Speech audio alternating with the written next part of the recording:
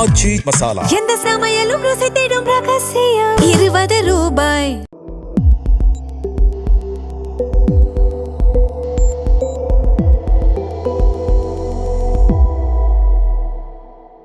தமிழ் தடம் நேயர்களுக்கு வணக்கம். நம்மோடு உரையாட ஊடகவியலாளர் திரு கேப்ரியல் இணைந்திருக்காங்க. வாங்க பேசலாம். வணக்கம். வணக்கம். டிவிகே அரசின் மீது நம்பிக்கை கூறும் வாக்கெடுப்பு வெற்றிகரமாக நடந்து முடிஞ்சிருக்கு. 144 உறுப்பினர்கள் ஆதரவாக வாக்களிச்சிருக்காங்க. 120 தானே வரணும் அப்படின்னு பார்த்தா 144 போய் நிற்குது. அப்புறம் பார்க்கும்பொழுது எஸ்பி வேலுமணி தலைமையில் அதிமுகவுடைய 25 உறுப்பினர்களும் டிவிகேவுக்கு ஆதரவாக வாக்களிச்சிருக்காங்க. இபிஎஸ் தலைமையில் 22 பேர் எதிர்த்து வாக்களிச்சிருக்காங்க. திமுக வெளிநடப்பு பண்ணியிருக்காங்க. இப்படியாக நடந்து முடிஞ்சிருக்கு. ஒரு வழியாக டிவிகே அரசாங்கத்துக்கு இப்போதைக்கு பிரச்சனை இல்லை. 144 உறுப்பினர்களோடு அந்த ஆதரவோடு அரசாங்கம் தப்பிச்சிருச்சு அப்படின்றத பார்க்க முடியுது. ஸோ எப்படி பார்க்குறீங்க இன்னைக்கு நடந்த சட்டமன்ற நிகழ்வுகளை? ஸோ இப்போ டிவிகேவை பொறுத்தளவில் ஃப்ளோர் டெஸ்ட்டில் அவங்களோட மெஜாரிட்டியை ப்ரூவ் பண்ணிட்டாங்க. இனி கொஞ்ச நாளுக்கு அவங்களுக்கு பிரச்சனை இருக்காது. ஓரளவுக்கு இப்போ இருக்கக்கூடிய இம்மீடியட்டான அந்த பிரச்சனையை ஓரளவுக்கு வெற்றிகரமாக முடிவு கொண்டு வந்திருக்காங்க. ஆனால் இங்கே இருக்கக்கூடிய பழைய கட்சிகள் இருக்காங்க இல்லையா, திராவிட கட்சிகள், அவங்களோட கூட்டணி கட்சிகள், அவங்களுக்கெல்லாம் தாவேக்கா ஒரு வகையில் பார்க்கும்போது ஏகப்பட்ட பிரச்சனைகள் அவங்க தாவேக்கா புதுசாக கொடுத்துருக்காங்க. இப்போ தாவேக்கா புதுசாக ஒரு பெரிய கட்சியாக எமர்ஜ் ஆகி வராங்க. தாவேக்காவோட இந்த எழுச்சி ஏற்கனவே இருந்த கட்சிகளுக்கு நிறைய பிரச்சனையை கொடுக்குது. இப்போ திமுகவை எடுத்துக்கிட்டோம்னா திமுகவோட விருப்பம் தாவேக்காவை எதிர்க்கணுன்றது தான். ஆனால் ஓப்பனாக அப்போஸ் பண்ண முடியாது. ஓப்பனாக தாவேக்காவுக்கு எதிராக ஓட்டு போட்டால் மக்களோட தீர்ப்புக்கு எதிராக போன மாதிரி மாறிடும்.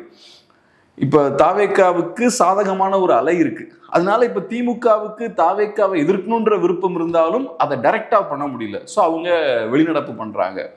அடுத்தது அதிமுகவை பார்த்தோன்னா ரெண்டா உடஞ்சு போயிருக்காங்க. ஒரு சைடில் ஒரு குரூப் பார்த்தோம்னா தாவேக்காவை சப்போர்ட் பண்ணுறாங்க, இன்னொரு குரூப் தாவேக்காவை எதிர்க்கிறாங்க. இப்போ இபிஎஸ்க்கு இருக்கக்கூடிய சிக்கல் என்னன்னா, உதயநிதி ஸ்டாலின் அவர்களை போல அவரும் வெளிநடப்பு பண்ணியிருக்கலாம். பட் அதை பண்ண முடியாது. அதை செஞ்சால் திமுகவோட சேர்ந்த மாதிரி ஆகி போயிடும். ஸோ அதை செய்ய முடியாது. அப்போ டைரெக்டாக எதிர்க்க வேண்டிய ஒரு கட்டாயத்துக்கு தள்ளப்படுறாரு. ஏற்கனவே அதிமுகவுக்குள்ள ஏகப்பட்ட சிக்கல்கள் போகுது. இதில் இபிஎஸ் அணி மட்டும்தான் டைரக்டா தாவேக்காவை எதிர்க்கிறாங்க. ஸோ அதாவது ஒரு வகையில் பார்க்கும்போது மக்களோட அந்த பெரும்பான்மையான மக்களோட அந்த மேண்டேட்டுக்கு எதிராகவும் போறாங்க அப்படின்ற மாதிரி நம்ம பார்க்கலாம். ஸோ இங்க இருக்கக்கூடிய ட்ரெடிஷ்னல் பார்ட்டிஸை ஓரளவுக்கு தாவேக்கா டிஸ்டர்ப் பண்ணிட்டாங்க. அதுவும் இப்போ தாவேக்காவுக்கு சிம்பிள் மெஜாரிட்டி கிடைச்சிருந்துன்னு வச்சுப்போம், ஒரு 120 சீட்ஸ் வின் பண்ணிட்டாங்கன்னு வச்சுப்போம். அப்போ ஆக்சுவலாக பிரச்சனை இருந்திருக்காது, அது இன்னும் பெட்டரா இருந்திருக்கும்.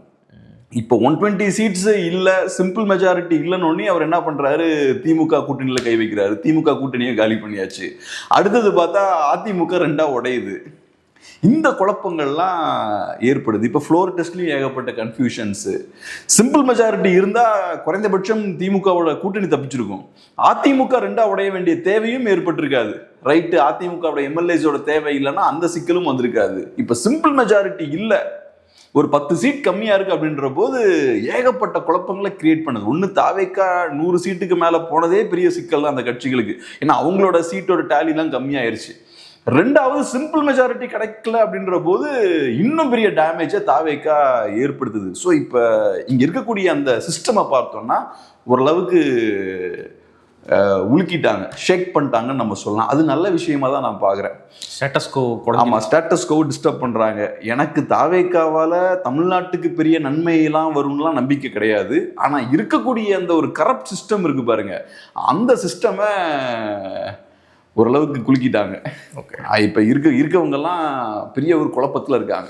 இதில் நம்ம பார்க்குற இன்னொரு விஷயம் என்னன்னா, திமுக ஸ்ட்ராங்காக தாவேக்கா எதிர்ப்பை கையில் எடுக்கலாம் அப்படின்றதையும் அதுலேயும் தெளிவாக இருக்காங்க. திமுக இல்லை, திமுக எடுத்தானே ஆகணும். கண்டிப்பாக எடுத்தாங்க. அவங்களோட பார்ட்டிஸே அதான் எளிமையாக இருக்குன்னு நினைக்கிறேன். கண்டிப்பாக. பட் எனிவே அவங்க இப்போ உதயநிதி அவர்கள் பேசுகிறத பார்க்கும்போது ஸ்ட்ராங்காக அவர் பேசுகிறாரு.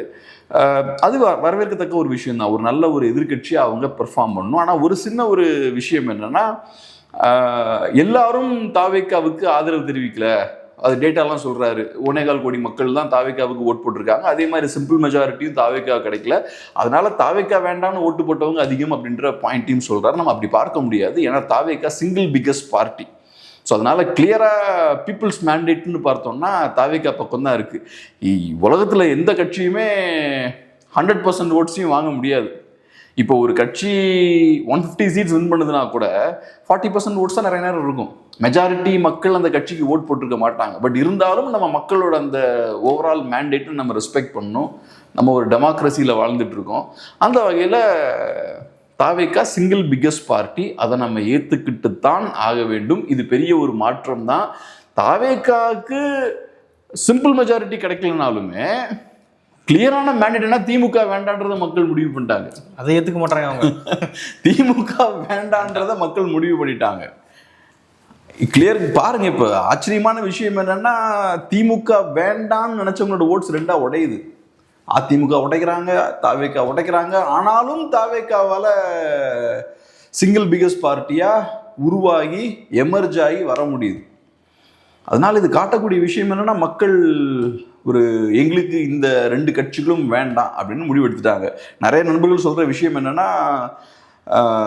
நீங்க அதுக்கு ரொம்ப முக்கியத்துவம் கொடுக்குறீங்க, மக்கள் சும்மா திரைக்கவர்ச்சிக்காக தான் தாவேகா பின்னாடி போயிருக்காங்கன்னு சொல்றாங்க. அப்படிலாம் கிடையாது.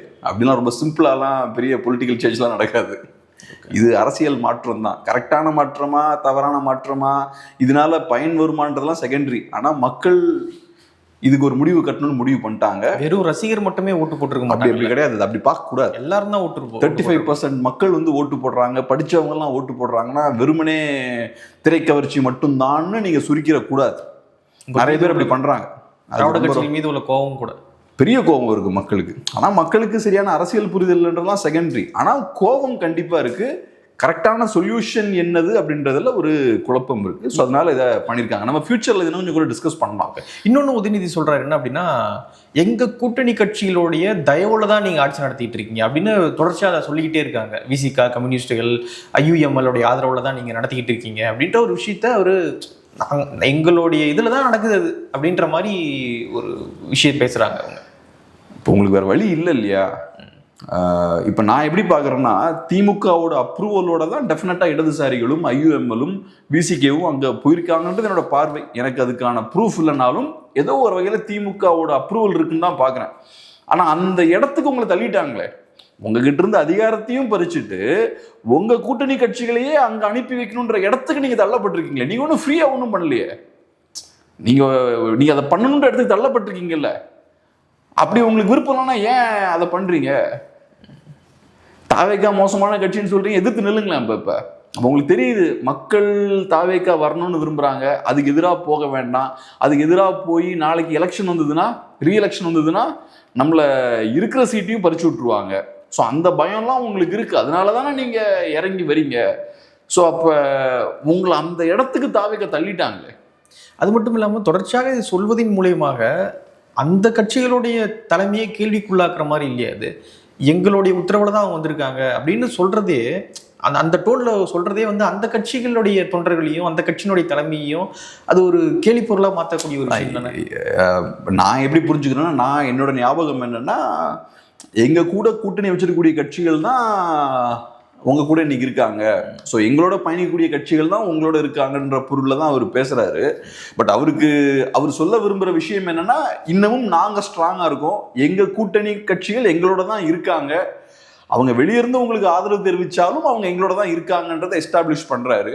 பட் எனிவே, திமுகவை பொறுத்தளவில் அசம்பிளியில் நாங்கள் ஸ்ட்ராங்காக இருக்கணும் தானே ப்ரூவ் பண்ண முயற்சி பண்ணுவாங்க. அந்த விஷயத்த அவங்க பண்றாங்க. ரெண்டாவது, அசம்பிளியில் இன்னொரு இன்ட்ரெஸ்டிங்கான ஒரு விஷயம் என்னன்னா, அந்த ஜோஷியர் இஷ்யூ திரும்ப ரைஸ் பண்றாங்க. எல்லாருமே நிறைய பேர் ரைஸ் பண்றாங்க. பிரேமலதா விஜயகாந்த் அவர்கள் ரைஸ் பண்றாங்க. அதே மாதிரி தமிழ் அன்சாரியும் அதை பத்தி பேசுறாரு. அது கரெக்டான விஷயம்தான். தாவேகா பெரிய தவறு பண்ணிட்டாங்கன்னு நான் பார்க்குறேன். ஒரு ஜோஷியருக்கு நீங்க ஒரு அரசு உத்தியோகம்லாம் நீங்க கொடுக்கறது கரெக்டா இருக்காது. ஏன்னா இப்ப ஒரு ஒரு ஒரு கவர்மெண்ட் நீங்க ஃபார்ம் பண்றீங்கன்னா, முக்கியமான விஷயம் என்னன்னா, அதிகாரம் என்கிட்ட தான் இருக்குன்றதை நீங்க எஸ்டாப்ளிஷ் பண்ணணும். என்னை யாரும் இன்ஃப்ளூயன்ஸ் பண்ண முடியாது, நான் தான் சிங்கிள் பவர் சென்டர். விஜய் சொல்றாருல, நான் தான் ஒரே பவர் சென்டர்னு. அதை உங்க செயல்கள் மூலமா நீங்க வெளிப்படுத்தணும். இப்ப திமுக மேல இருக்க பெரிய ஒரு குற்றச்சாட்டு என்னன்னா, ஒரு சைட்ல ஸ்டாலின் அவர்கள் சிஎம்மா இருப்பாரு, இன்னொரு சைட்ல பார்த்தோம்னா சபரீசன் அவர்கள் கையிலும் அதிகமான பவர்ஸ் இருக்கு, ஈவன் துர்கா ஸ்டாலின் அவர்கள் கையில அதிகமான பவர்ஸ் இருக்கு. இந்த மாதிரியான நியூஸ் பார்த்தோம்னா நிறைய வந்துகிட்டே இருக்கும். அப்ப அந்த நியூஸ்லாம் வராம இருக்கணும்னா அவங்களெல்லாம் நீங்க பேக்ரவுண்ட்ல வச்சிருக்கணும். அவங்கெல்லாம் ரெகுலரா வெளியே வராங்கன்னு வச்சுப்போம். அப்ப அந்த நியூஸுக்கு அது வலு சேர்க்கும். ரைட், இப்போ ஸ்டாலின் ரொம்ப வீக்காக தான் இருக்காரு போல, சுற்றி இருக்க இவங்களுக்கு தான் நிறைய பவர்ஸ் இருக்கு போலன்னு மக்கள் யோசிக்க ஆரம்பிச்சிருவாங்க. அதனால தான் கருணாநிதி அவர்கள் உயிரோடு இருக்கிற வரைக்கும் இவங்கெல்லாம் வெளியே வரல. இப்போ நான் சொன்ன ஆட்கள் யாருமே வெளியே வரல.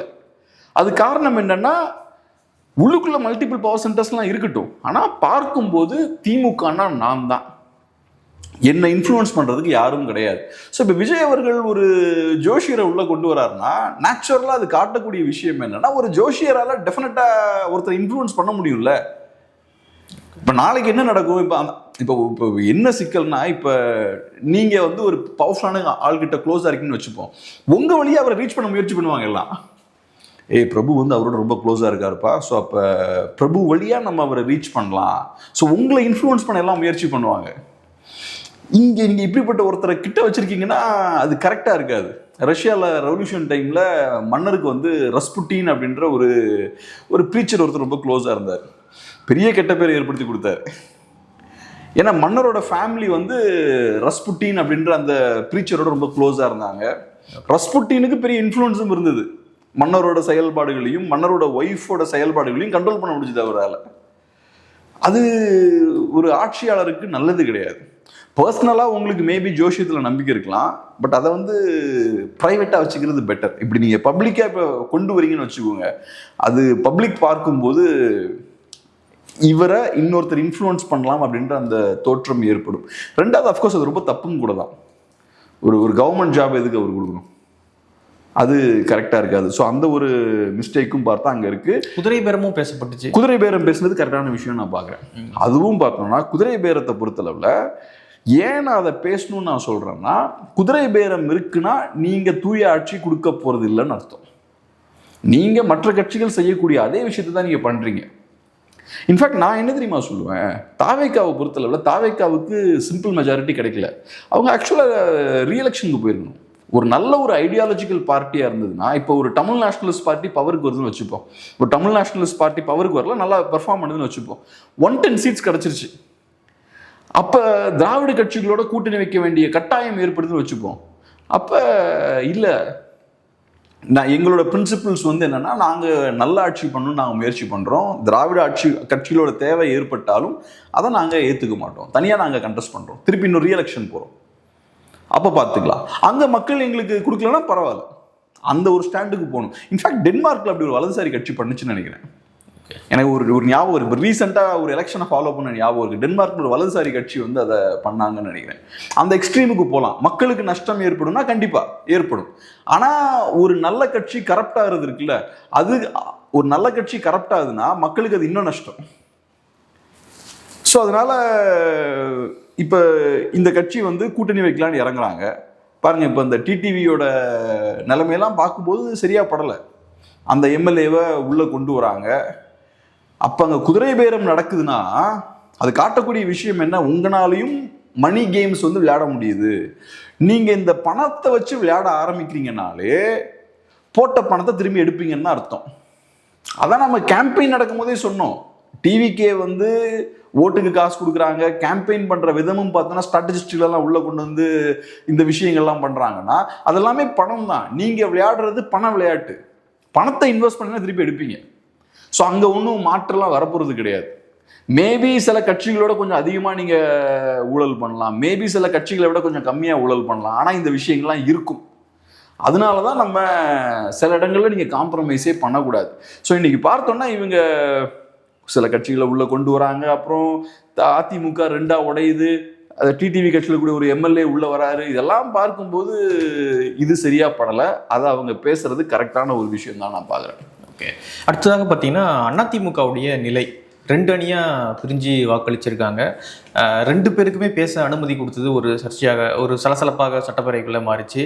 ஒரு கட்சியில் ஒரு தான் பேசணும், என்ன 2 பேருக்கு அனுமதி தரீங்கன்னு இபிஎஸ் எழுந்து சண்டை போட்டார். அதுக்கப்புறம் வந்து ஒரு கட்சியினுடைய தலைவரை மீட் பண்ணுறீங்க அப்படின்னா என்னதான் மீட் பண்ணிருக்கணும், நீங்கள் ஏன் வந்து இன்னொரு அணியில் இருக்கக்கூடியவங்களை போய் மீட் பண்ணுறீங்க அப்படின்னு விஜய் அவர்களையும் சாடி பேசியிருந்தார் இபிஎஸ் அவர்கள். ஸோ ஏடிஎம்கேவுடைய நிலை எப்படி இருக்கு பார்க்குறீங்க? ஏடிஎம்கேவுக்கு டஃப்பான ஒரு சூழல் தான். ஒன்று, கட்சியை காப்பாற்றணும், யாருக்கிட்ட இருந்து, டிவிகே கிட்ட இருந்து கட்சியை காப்பாற்றணும். ரெண்டாவது, கட்சியோட அரசியலையும் நீங்கள் உயிர்ப்பட வச்சுக்கணும்.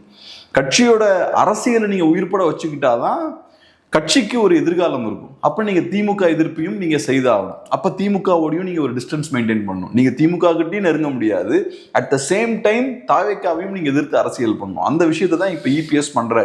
அதை செஞ்சாதான் இந்த கட்சியை நீங்க காப்பாற்ற முடியும். இப்ப இபிஎஸ்க்கு ரொம்ப டஃப்பான ஒரு காலகட்டம், எல்லாரையும் எதிர்த்து அரசியல் பண்ணணும். ஒரு விஷயம் என்னன்னா, அதிமுகவோட அந்த தேவையும் கம்மியாயிட்டு இருக்கு. ஆனா ஒரு கட்சி தலைவரா அதை மீறி ஃபைட் பண்ண தான் செய்யணும். ஏன் அதிமுகவோட தேவை கம்மியாகுதுன்னு நான் பார்க்குறேன்னா, அதிமுகவை பொறுத்தளவில் கடந்த ஒரு 5-10 வருஷமாவே பெரிய திமுக எதிர்ப்பு வேலையை சரியா செய்யலை. அந்த கட்சி உருவாக்கப்பட்டதுக்கான காரணமே திமுக எதிர்ப்பை கரெக்டாக பண்ணணும் தான். ஸோ திமுக எதிர்ப்பு வேலையை சரியா அதிமுகவால் செய்ய முடியல. அங்க அப்போ ஒரு ஸ்பேஸ் கிரியேட் ஆகுது, ஒரு அதிருப்தி கிரியேட் ஆகுது. தாவேக்கா அதை கரெக்டாக யூஸ் பண்றாங்க. தாவேக்கா என்ன பண்றாங்க, நம்ம டே ஒன்லேருந்து அதான் பேசிக்கிட்டு இருக்கோம். அதிமுக அரசியல் அப்படியே கையில் எடுத்துட்டாங்க. கையில் எடுத்து அவங்க இன்னொரு அதிமுகவா எலெக்ஷனுக்கு முன்னாடி செயல்பட ஆரம்பிச்சிட்டாங்க. தீய சக்தி திமுகன்னு சொல்றாங்க, எம்ஜிஆர் ஜெயலலிதாவை பத்தி பேசுறாங்க. திமுக எதிர்ப்ப அதிமுக செய்ய வேண்டிய வேலையை விஜய் செய்யறார். அதிமுகவுக்கு இல்லாத ஒரு அட்வான்டேஜ் என்னன்னா, தாவேக்காவுக்கு ஸ்டார் பவர் இருக்கு. அதிமுகவும் அது முன்னாடி இருந்தது. ஜெயலலிதா அவர்கள் இருக்கும்போதும் எம்ஜிஆர் அவர்கள் இருக்கும்போதும் ஸ்டார் பவர் இருந்தது. ஸோ அந்த ஒரு விஷயத்தையும் கையில் எடுத்துட்டாங்க. ஸோ இதெல்லாம் செய்யும் போது நேச்சுரலா அதிமுக காரங்களுக்கு, அதிமுக வாக்காளர்களுக்கு தாவேக்கா ஒரு நல்ல ஆப்ஷனா படுது. நம்ம எதிர்பார்க்குற எல்லா விஷயமுமே அங்க இருக்கு. கடுமையா திமுக எதிர்க்கிறாங்க, ஸ்டார் வேல்யூவும் இருக்கு, இறங்கி போக மாட்டேங்கிறாங்க, திமுகவுக்கு பதிலடி கொடுக்குறாங்க. அதெல்லாம் பார்க்கும்போது எல்லாம் அங்க போக ஆரம்பிச்சிட்டாங்க. ஆனா இப்ப எனக்கு இருக்கிற ஒரு ஹோப், அதிமுக பாயிண்ட் ஆஃப் வியூல இருந்து பார்ப்போமே, ஒரு ஹோப் அதிமுகவுக்கு என்னன்னா, அதிமுக ஒரு இன்ஸ்டிடியூஷன். தாவேக்கா மாதிரி புதுசா வந்த கட்சி கிடையாது. புதுசா வராங்க, டக்குன்னு பெரிய வெற்றியும் கிடைக்குது. அப்படிப்பட்ட ஒரு சூழல்ல அதிமுக ஒரு இன்ஸ்டிடியூஷன். ஒரு இன்ஸ்டிடியூஷனுக்கு எப்பவுமே கொஞ்சம் ரெசிலியன்ஸ் இருக்கும். சில வீழ்ச்சிகளை மீறி வரதுக்கான ரெசிலியன்ஸ் இருக்கும். பரவாயில்ல சொல்ற விஷயம் என்னன்னா, அதிமுக 2 தடவை தோத்ததே கிடையாது தொடர்ந்து. இதையும் அவங்களால ஃபேஸ் பண்ண முடியாதுன்னு சொல்றாங்க. அதையும் தாண்டி நான் என்ன யோசிக்கிறேன்னா, ஒரு ரெசிலியன்ஸ் அதிமுகவுக்கு இருக்கு. அவங்களோட பெரிய தலைவர்கள்லாம் இறக்கும் போதும் அந்த கட்சி ஏதோ ஒரு வகையில தாக்கு பிடிச்சி நிக்குது. அந்த வகையில நின்று தாக்கு பிடிச்சாங்கன்னா மேபி ஃபியூச்சர்ல தாவேக்காவுக்கு எதிரான பெரிய ஒரு ஆன்டி இன்கம்பன்சி ஏற்படுதுன்னு வச்சுப்போமே, நிறைய பிரச்சனைகள்லாம் வருதுன்னு வச்சுப்போம். ஏன்னா இப்ப நான் பார்க்கும்போது தாவேக்கால நிறைய சிக்கல் இருக்கு. இப்ப ஒரு விஷயம் நான் சொல்றேன், விஜய் அவர்கள் பதில் சொல்றாரு எல்லாத்துக்கும். பேப்பர் பார்த்து படிக்கிறாரு. பேப்பர் பார்த்து படிக்கிறாருன்னா ஓகே, அது கூட ஓகே. இப்போ கேம்பெயினில் பேப்பர் பார்த்து படிக்கிறாருன்னா நான் புரிஞ்சுக்கிறேன். ஒரு அரசியல் அவருக்கு இருக்கு, அந்த பேப்பரில் ரிவ்யூ பண்ணியிருப்பாரு, பேப்பரை கொடுக்குறாங்க, அவர் படிக்கிறாரு. பட் அசம்பிளியில் கொஞ்சம் பேர் பேசுகிறாங்க, அதுக்கு பதில் சொல்கிறாரு, குயிக்காக அந்த ரிப்ளையை பேப்பரில் டைப் பண்ணுறாங்க, அவர்கிட்ட கொடுக்குறாங்க, அதை அவர் படிக்கிறாரு.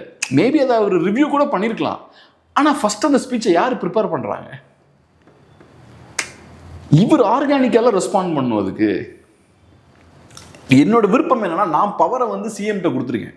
ஸோ அப்போ அங்கே இருக்கக்கூடிய மற்ற அசம்பிளி மெம்பர்ஸுக்கு சிஎம் ரெஸ்பாண்ட் பண்ணுறாருன்னா அது அவரோட ரிப்ளையாக இருக்கணும், அது அவரோட ஸ்டாண்டாக இருக்கணுன்றது என்னோட விருப்பம். பேக்ரவுண்ட்லேருந்து யாரோ டைப் பண்ணி கொடுக்குறாங்கன்னா அது எனக்கு என்னமோ கரெக்டாக படலை. இதுக்கு முன்னாடி எம்.கே. ஸ்டாலின் அவர்களும் அப்படி தான் பண்ணியிருப்பார். எல்லா இதுவும் பேப்பரில் தான் பார்த்து படிப்பார் அவர்.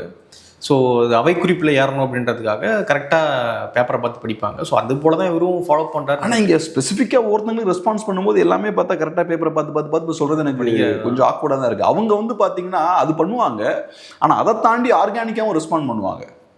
சில நேரங்களில் டிபேட்ஸ்லாம் வருதுன்னா பட்டுன்னு ஆர்கானிக்காகவும் ரெஸ்பாண்ட் பண்ணுவாங்க. ஸோ அதனால தான் ரொம்ப டீட்டெயில்டான ரெஸ்பான்ஸாக இல்லை, ரொம்ப எல்லாமே ஷார்ட் ரெஸ்பான்ஸாக இருந்தது. ஓகே, என்னோட ஒரே கன்சர்ன் என்னன்னா, அந்த பேப்பர் இல்லைன்னா அவரால் ரெஸ்பாண்ட் பண்ண முடியுமான்னு எனக்கு டவுட் இருக்கு. ஒரு ஆர்கானிக்காக ரெஸ்பாண்ட் பண்ண முடியுமா? இப்போ ஜெயலலிதா அவர்களால் அது முடியும், கருணாநிதி அவர்களும் சொல்லவே தேவையில்லை, ஸ்டாலின் அவர்களும் அதை பண்ணிடுவார், இபிஎஸும் அதை பண்ணிடுவார். ஸோ ரைட், எனிவே இந்த ஒரு சிக்கல்லாம் இருக்கு. ஸோ அதனால தாவேக்காவுக்குள்ள டெஃபினட்டாக நிறைய பிரச்சனைகள் இருக்கு. தாவேக்கா இதே ஸ்டைலில் போகும்போது இன்னும் நிறைய பிரச்சனைகள்லாம் வரும். அதனால நான் எப்படி பார்க்குறேன்னா, அதிமுகவை பொறுத்தளவில் அவங்க கிட்ட ஒரு கட்சி இருக்கு, அந்த கட்சிக்கு பெரிய ஒரு பாரம்பரியம் இருக்கு, இன்னைக்கும் அது பெரிய இன்ஸ்டிடியூஷன் தான். அப்படி இருக்கும்போது அதை காப்பாற்றணும்னு தான் அதிமுகங்க யோசிக்கணும். அதிமுகவை காப்பாற்றணும்னா நீங்கள் தாவேக்கா எதிர்த்து அரசியல் பண்ணி தான் அவனை ஒரு வழி கிடையாது. தாவேக்கா எதிர்த்தும் அரசியல் பண்ணணும், திமுக எதிர்த்தும் அரசியல் பண்ணணும். நீங்கள் தாவேக்காவுக்கு ஆதரவாக போகிறது எப்படி அதிமுகவை காப்பாற்றும்? இது பச்சையா ஒரு கட்சிக்கு எதிராக நீங்க செயல்படுறீங்க. எஸ்பி வேலுமணி பண்றது அதுதான். தாவேக்கா உங்க அரசியலை கைப்பற்றிட்டாங்க. உங்க கட்சி வாக்குகளை பெருவாரியா வாங்கியிருக்காங்க தாவேக்கா. அப்போ உங்க கட்சியை நீங்க தக்க வச்சுக்கணும்னா தாவேக்காவுக்கு எதிர்த்து நீங்க அரசியல் பண்ணணும்.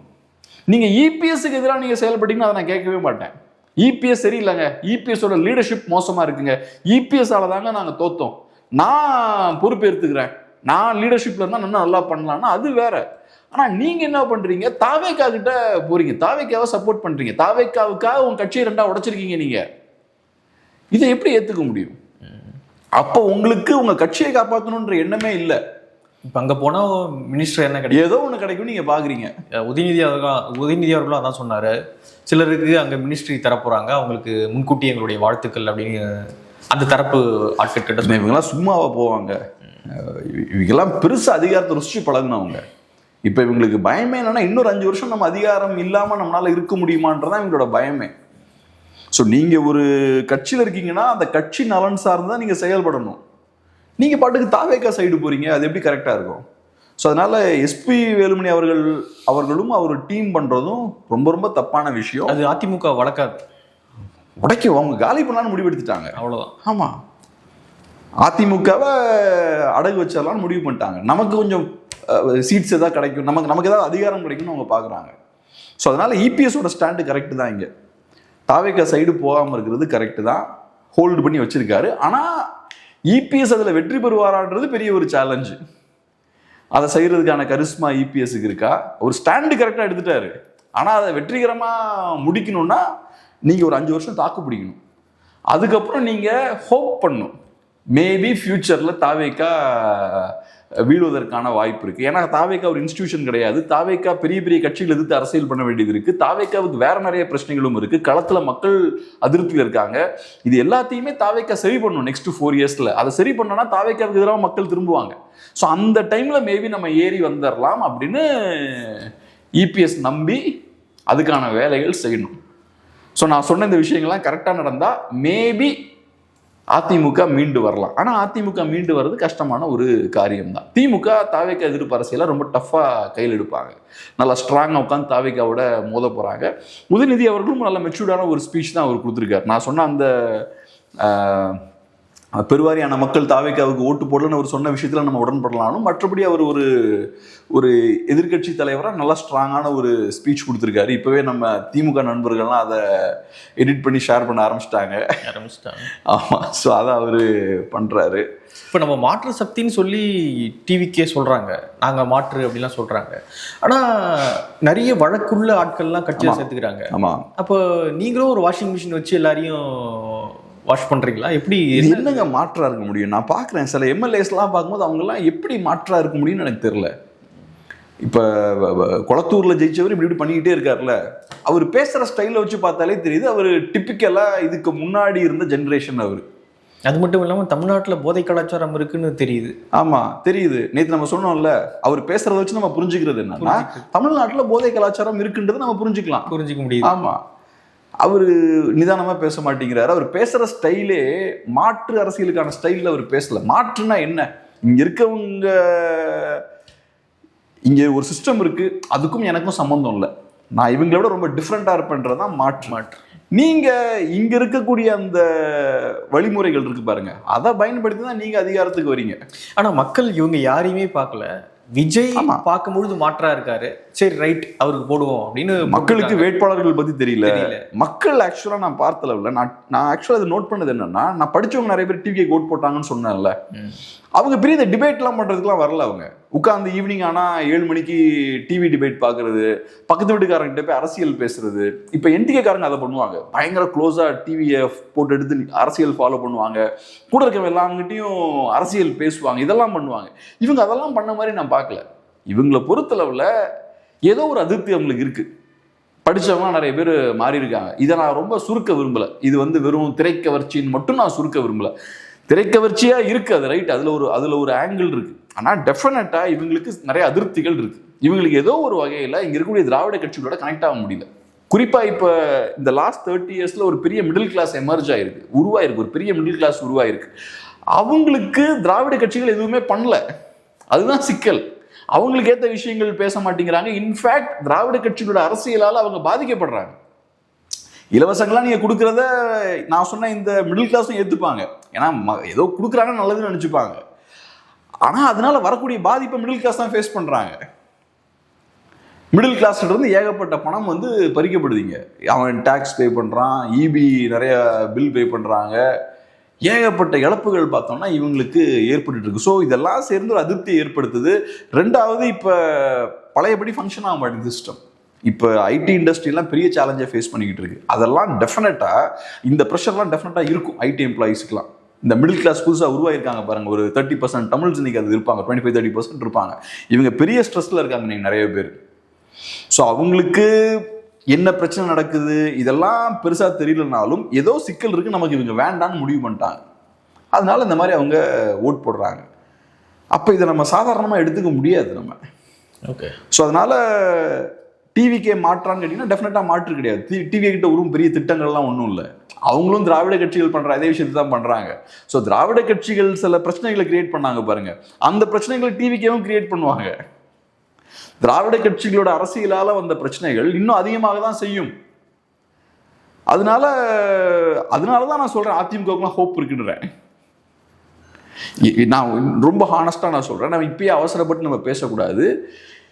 இவங்க திராவிட கட்சிகளால் நமக்கு வந்த பிரச்சனையை விட இவங்களால இன்னும் அதிகமாக பிரச்சனை வரும். அதான் என்னோட பார்வை. ஸோ தான் இப்போ அமைச்சராக பதவியேற்ற வெங்கட்ராமன் அவர்கள் பேசுகிறாரு. அவர் பேசும்போது எனக்கு இன்ட்ரெஸ்டிங்காக இருந்தது. அவர் நல்லா கிளவராக பேசுகிறாரு.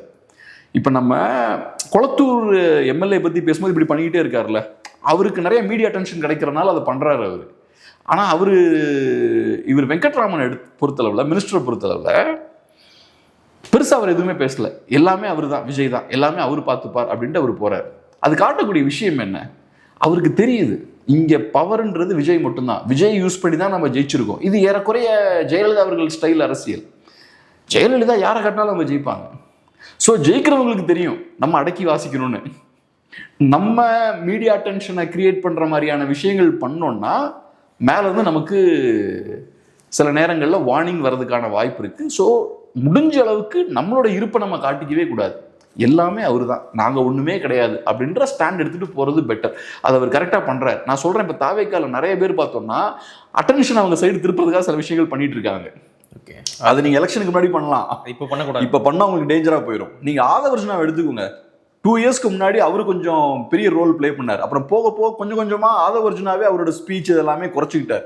அவர் கிடைக்கக்கூடிய அட்டென்ஷனை கம்மி பண்ணிக்கிட்டார். ஏன்னா விஜயை பொறுத்தளவு அவர் தான் சென்டர்.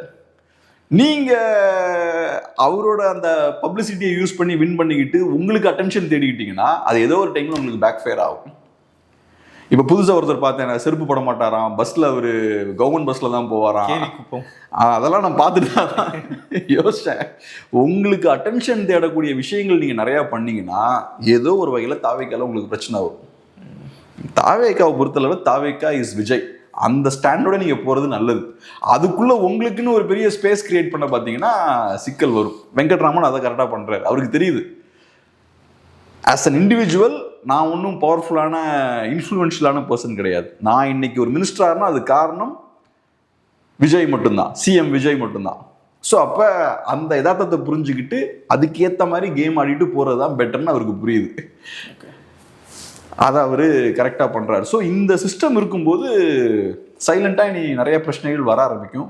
மக்களுக்கு நிறைய அதிருப்தி இருக்குது. அதை சரி பண்ணுறதுக்கான வேலைகளை இவங்க செய்வாங்களான்றதுல நிறைய சந்தேகம் இருக்குது. அதை செய்யலைன்னா, சரி பண்ணக்கூடிய வேலையை நீங்கள் செய்யலைன்னா இன்னும் நிறைய பிரச்சனைகள் வெடிக்க ஆரம்பிக்கும். டெஃபினட்டாக வரும்.